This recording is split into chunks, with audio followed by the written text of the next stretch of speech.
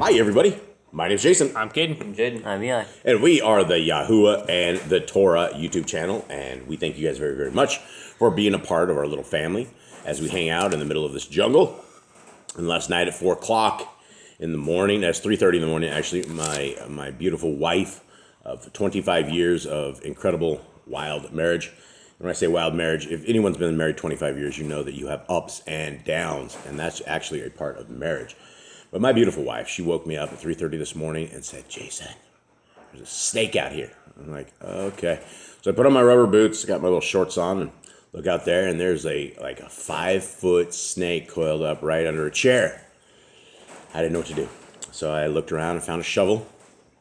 And when you first engage a snake, like they're just sitting there with their tongues out and stuff and like looking at you like doing a little Kate does the best. Kate, can you give me a snake thing? Yeah, thanks for snake. I don't think it's loud enough for these guys. But anyway, so I jammed that the flat-headed shovel into that snake. Homeboy lifted the shovel and himself and the chair completely up as he flips across the wall, runs down the wall. He goes between a couple of buckets. So then I go back over there and I slide that flat-nosed shovel, and I hit him. And he comes flying out, and he comes to this like a coiled position. And I've never had a snake actually decided fight or flight to fight me. And so homeboy jumped and leapt, and it's hard to remember because when you're all adrenalined up. But he leapt. There was a good 2 feet in the air from a semi-injured snake that he was able to get some air. I did a home run derby. And I cracked him in the skull with that shovel, and that calmed him down, and I started cutting him up. But even after I cut him up, his head was still going, his body was still going, and I'm pretty sure these things are, like most of these things out here, are 100% deadly. So, what does that say? It says that the power of the creator of the universe has once again saved the Boss Clan's life from some sort of crazy stuff because the dogs were out. Miss Nicole was actually out taking the dogs out when she spotted it, because the dogs get us up all night long because they are completely potty trained and they absolutely will go wandering in and out all night long. So that's the story of the snake, and that's the story of our first day. Gents, how you guys doing? Good. Good. Jade, tired? A little bit. No sleep? Not a good night? Doing all right. Kate, how you doing? Good. Good? Eli? Good. Everything good? Yeah. Any stories? Anyone have anything? It's a bath day. It is a bath day. It is a dog bath day. And then that is, do you guys look forward to bath days or you hate bath days? It's alright. It's all right. I don't really mind them. You don't mind them? Cubs? You don't like them, do you? We could be doing other stuff. Yeah, but that's all right because we got our friends, the hairy friends, and they, out here in these jungles, you got to bath them once a week or they get consumed by the critters that Yah creates, and they're all around us. And so the hand of our creator is all around us in creation, in snake battles, and all of this crazy stuff that we're always endeavored in. And the hand of our creator has saved us over and over and over. And last night there's probably messengers around me helping knock that snake down because I didn't realize those things could sit up and throw themselves like they did. So as I battle snakes, I am going to be far more cautious than what we have been. We're going to go out there and we're going to look for like a snake finger thing that you can grab the snakes with from a distance like the professional snake guys have. So that will probably help us and keep us hopefully alive as well. All right, gentlemen, everybody out there. Guys, Yah Scriptures is the greatest English translation of scriptures that has ever been formulated. This has been told by a tremendous amount of people. Everybody seems to be swapping over to the Yah Scriptures. People are ditching the Sefer, people are ditching the Hallelujah Scriptures, and they're going to a correct version, a version that has not been messed with, a version that is absolutely as correct as we can get. And again, the greatest English translation that you'll ever find. It's free of charge if you guys put Yah Scriptures together and put a .com at the end of it. That's yahscriptures.com. And all the PDFs, click on downloads, and there is the 2 PDFs that contain Yah Scriptures and then the Apocrypha. Then we also have an eSword app. The eSword app does not have the Apocrypha because it does. eSword doesn't allow that. They only allow like the books that they allow in. So all the books they allow in, we have in for the eSword module. And we also have an incredible Google app that is becoming very, very popular. People are loving it. It works on any Google phone, tablet, TV. any kind of an Android device. It works on the APK is right there. We're working on trying to get it into the Google Store here at some point, and we will get it in there. But it's available 100%. And then the hard copy, guys. For every hard copy you guys get of this amazing book, one full copy of this same amazing book is able to go into the Brothers and Sisters in Chains. And we have had a tremendous amount of fruit that is bearing in these prisons. We have a tremendous amount of people that I would call friends. I would imagine that there's a lot of brothers now that are called brothers and sisters, because people in this death row prison cell have now fallen to their knees and they are reading Yah Scriptures, and they are reading them very slowly. And people are talking about bringing back meditating on the Word of our Creator, which is absolutely amazing. And so it makes all the work worth it. Okay, here we are. These are the kings and the prophets of Yisrael, starting with King Saul. Caden, will you please give us a recap of this? Unless, Jade, you want to do it? Did you want to do it, James? Oh, okay. All right, go ahead. All right, so we had King. Reach it closer here. We had King Saul, who was the first anointed king, the first chosen one by Yah, but he ended up sinning. He ended up going astray away, disobeying what Yah had said, getting the reign stripped from him. Then we got David, who was the best king they had. He was the one after Yah's own heart, the one who followed laws, the one who did what Yahuwah had said. Laws. Well, most of them. There's that one time. Yeah, so we had time Solomon. Killed somebody, set him up, had adultery, all that stuff. That's a couple of. Well, it's Solomon off that. Okay. Yeah, that's next king, and then he was all right for a little bit, and then he got 700 wives, and they decided that they were going to teach him all their pagan roots and all their sorcery, and he decided he was going to go with that and decided that was really cool. So he got the kingdom stripped from him. So from the son of Rehoboam, and he got kicked off that, and the rest of the tribes of Yisrael went away from Judah and Benjamin, and there was 2 separate kingdoms now, and they were all right for a little bit, and then they keep sinning, and they get kicked out, and they get cursed, and they have all these prophets trying to stop them from doing their sins, but they keep getting in a deeper sin, into more sin, until the point where they are exiled till Israel no longer exists, and we are here today. Yep, and so here we are with my dog driving his nails into the side of my calf. It's fantastic. Sorry. Okay, will you please pet Josh?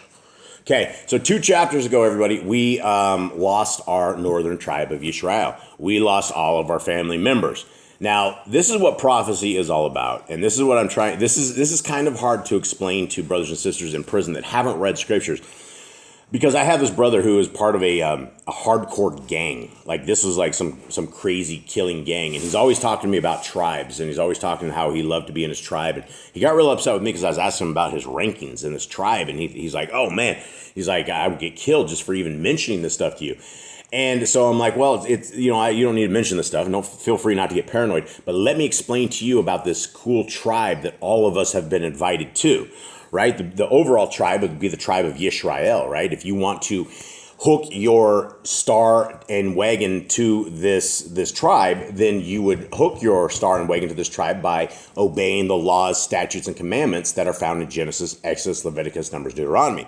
So right out of the gate, if you are a law keeper, then you have a tribe, you have a set of people, because these set of people are completely different than the rest of the world, because we do things that are different. We worship different, we eat different, we conduct our lives different, we have holy appointed times that we keep, and it's not things like Christmas and Easter or all these pagan holidays and things of this nature. So this is where we have it right now. We're going through all of these people, and these are our forefathers and foremothers, right? This northern tribe of Yisrael contained 10 tribes. Now, these 10 tribes all went into captivity, and they've never come back, right? And so you have the other tribe of Judah that everybody knows of today as the Jews. But when you're talking the Jews, you're only mentioning one tribe. The days of Judah had 2 tribes. They had Judah and Benjamin. But this is what was happening right then. So let us get into it as we begin to see the fall of Judah. Okay, and here we are. 2 Kings 19. Everybody ready? All right. Okay. And it came to be, when sovereign Kizikiyahu heard it, that he tore his garments and covered himself with sackcloth and went into the house of Yahuwah. Okay, now before we go into this, we didn't get a recap of yesterday. Of the last time. Jade, do you want to do us a recap of this? Anyone want to talk about what was happening last time that we... So, we had Sovereign Kizikiah, who he's still in the last chapter. He is a great king. He's probably second best king in Israel. He tears down all the high places, all the altars to the pagan gods. He was the only one that did it. Everyone else, when they would follow Yahuwah, they would leave up these altars and they leave up the mighty ones. But this guy, Kizikiyahu, he tore all down. He went into the land and cleaned this place out, and he did a really good job. And the people started coming against him, and instead of going to Yahuwah, he starts giving them stuff for the house of Yahuwah. He starts giving them the materials, trying to appease them. And now people are coming against him, and who's coming against him? Asher, the same people that took Israel into captivity. So he's probably very scared that they are too powerful for him. Instead of confronting Yahuwah or going to him first, he goes. Then he hired a whole bunch of other armies. There was like 5 armies or something that was gathered together. Yeah, so there's basically 5 nations going against Judah right now, and they're very scared right now.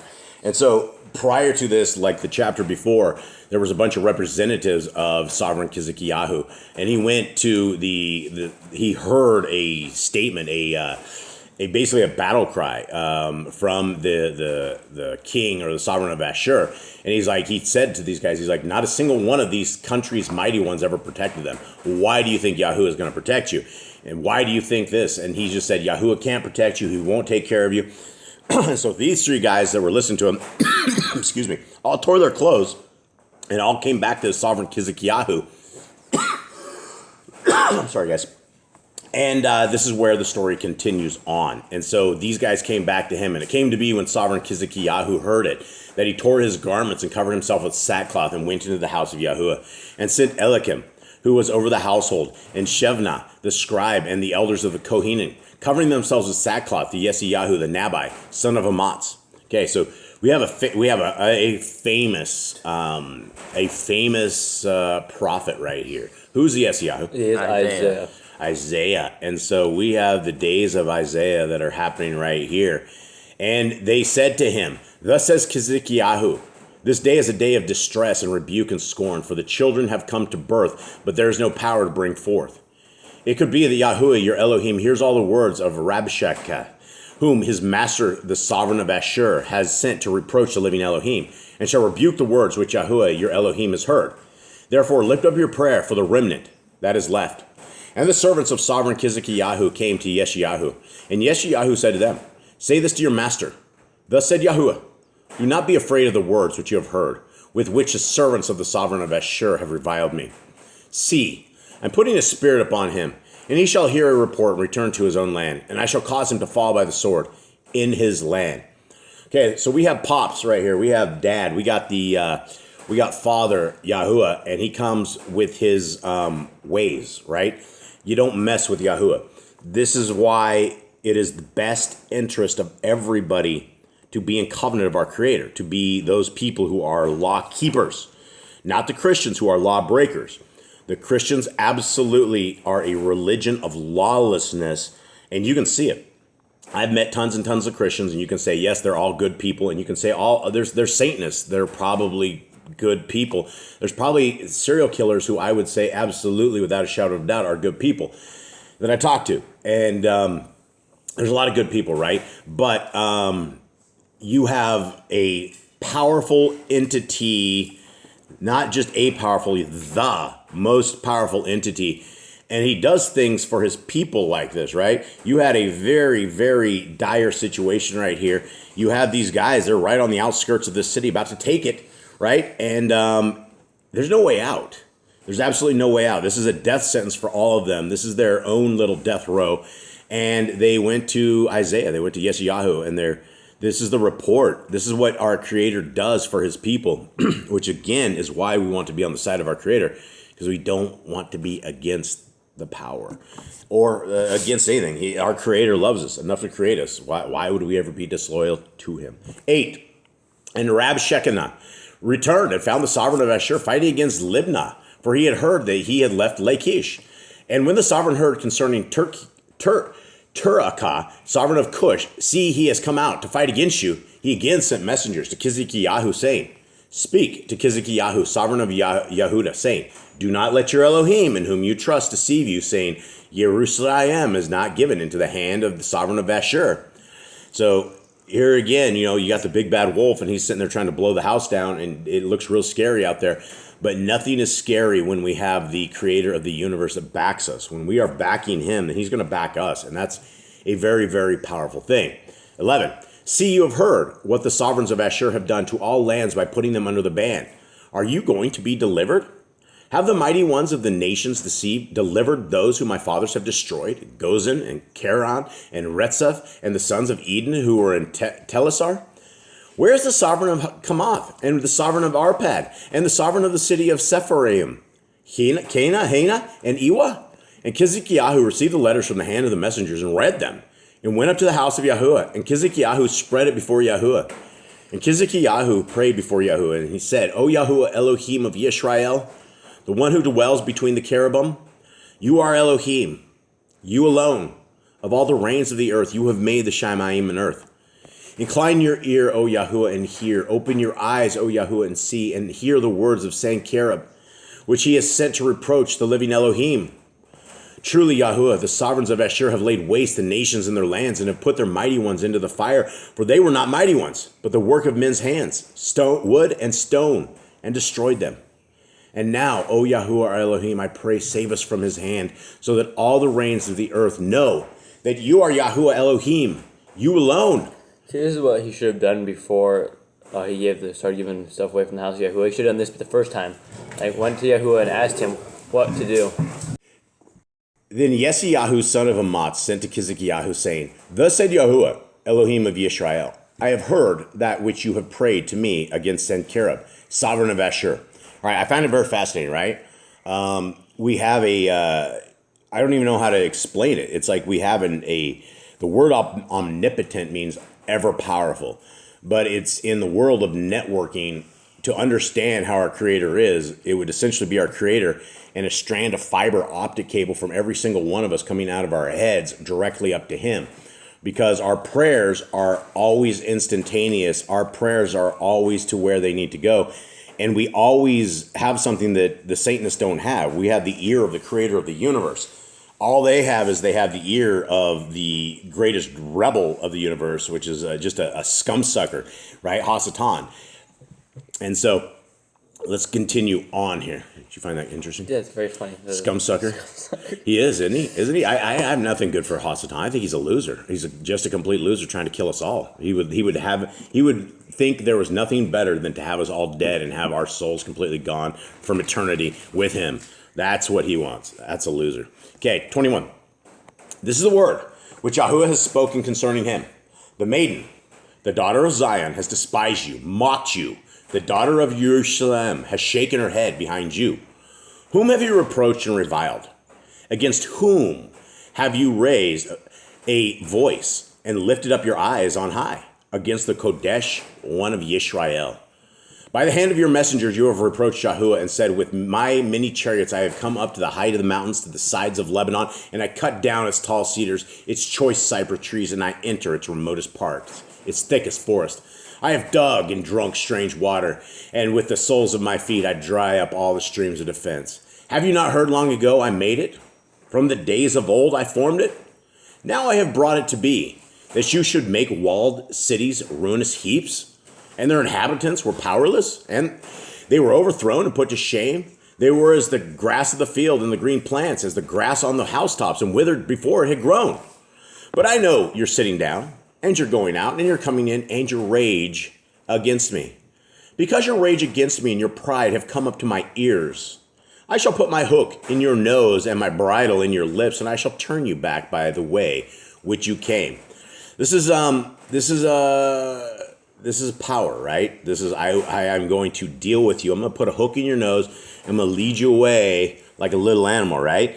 When you come up against the creator of the universe, when you think that you're going to do something and you try to wage war upon people who are in covenant against the creator, not against, but people who are in covenant with the creator of the universe, it's bad news. It is very, very, very bad news.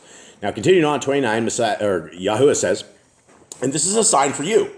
This year you eat what grows of itself, and in the second year what springs from that. And in the third year sow and reap and plant vineyards and eat their fruit. And the remnant who have escaped of the house of Yahudah shall again take root downward and bear fruit upward. For out of Jerusalem comes forth a remnant, and those who escape from Mount Zion. The ardor of Yahuwah does this. Therefore, said Yahuwah concerning the sovereign of Ashur, he does not come into the city, nor does he shoot an arrow there, nor does he come before it with shield, nor does he build a siege mound against it. By the way that he came, by the same he turns back, and he does not come into the city, declares Yahuwah. So this is like one of these guys that is like a bouncer at a bar. The guy that has to absolutely take control of somebody, spank them, then walk them out of the establishment. This is what our creator of the universe says he's going to do. He's going to grab this guy, stick a ring in his nose, spank him, and he's going to walk him back home the same way that he came. He's going to say, sayonara, beat it. Get out of here. Okay. Creator says, and I shall defend this city to save it for my own sake and for the sake of Dawid, my servant. And it came to be in that night that the messenger of Yahuwah went out and smote in the camp of Ashur 185,000. And they rose up early in the morning and saw all of them dead bodies.